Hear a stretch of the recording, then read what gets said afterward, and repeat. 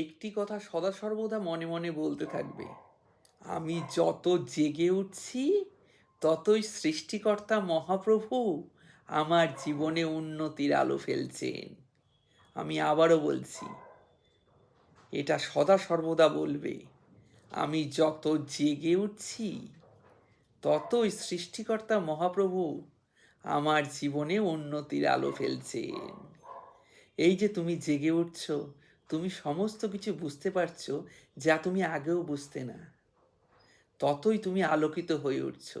আর যত বেশি আলোকিত হয়ে উঠছো ততই তুমি বুঝতে পারছো তোমার অন্তর্স্থিত সৃষ্টিকর্তা, তোমার ভেতরেই যিনি বসে রয়েছেন, তিনি এই অনন্ত বিশ্বব্রহ্মাণ্ড সৃষ্টি করেছেন।